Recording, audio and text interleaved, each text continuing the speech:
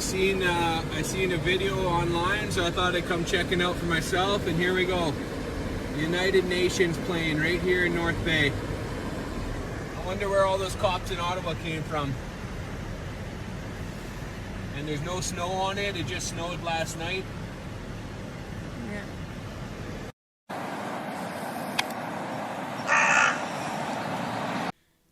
So guys, I've confirmed that the video we saw was out of North Bay, Canada. I've confirmed that from a few people on Twitter as well as one of my personal friends who lives up there in Canada. And yeah, it looks like the UN has officially landed in Canada and they're going to start taking over with trying to deal with these protests that are going up in Ottawa.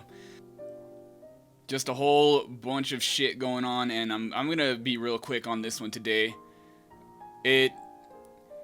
I had the feeling this whole time that, yeah, Trudeau was going to eventually call in the UN because he needs UN military in order to do his bidding, as the cops up in Ottawa are resigning in large numbers, and so are the tow truckers. In fact, the other day when we had tow truckers coming in and cops, the tow trucks were unmarked. They had their license plates covered, and as you can see here, the cops, unmarked, no badges, completely masked up. These look like UN MPs. Now, whether I can say they are for sure, I can't really say for sure, but I mean, if I were to have to guess it, that's what I would say. Which means that things are really about to start getting serious here. Trudeau is actually supposed to vote today on the Emergencies Act, which he never properly did to begin with, but from what I'm hearing is that it seems like he wants to have access to these emergency powers anytime he wants. There is now officially a red zone. Here is your red zone. Now the mayor of Ottawa has informed all residents to be inside and to adhere to a specific curfew. So let me show you what a friend of mine actually sent me and what he said. Said, Mayor of Ottawa, Jim Watson, declared all residents within the secured area should remain within their homes for the next 24 to 48 hours. So I'm sorry, there actually is no curfew. They have to stay inside. Any residents who do not identify themselves to the police at the declared checkpoints within the secure area are guilty of criminal mischief. Now, one of my friends who lives up in Ottawa right now, he got out of the city and he went to the countryside, but he said that on his way out, he said there were checkpoints all over the place. And now here's the problem if the UN has officially gotten involved. The UN troops, largely made up of Chinese nationals, they don't have allegiance to anybody. In fact, if you search it up, you can find plenty of instances when the UN troops have raped people. They've solicited sex from some of these people in exchange for food in multiple countries. It's gotten really ugly. And now let's see what we have here. No Canadians, no names, no badges, no identification of any kind. That is a lot like UN troops. The only thing we're missing are the blue helmets. That would be a for sure sign of it. But however, I get the feeling we may end up seeing that pretty dang soon.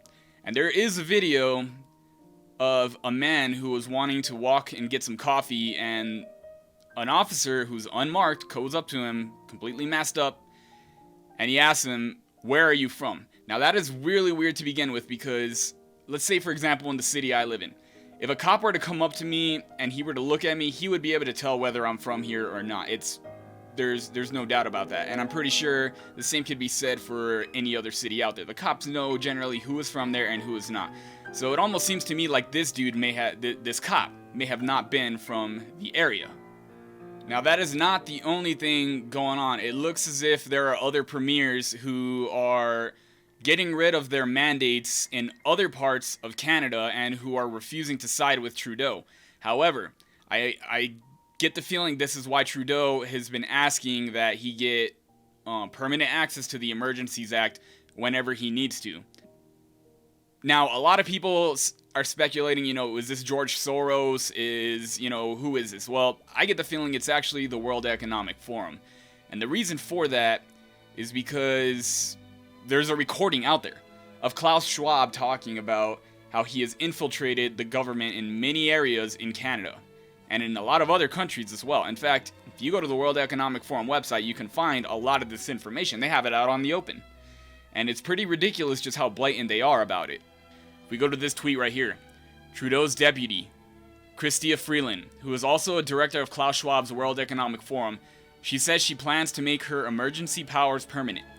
She talks about how they need the tools necessary to shut down protest, how they need to expand their powers, and how those powers need to go on beyond what they usually would, and how they even need to have powers over the funding that these truckers are getting right now.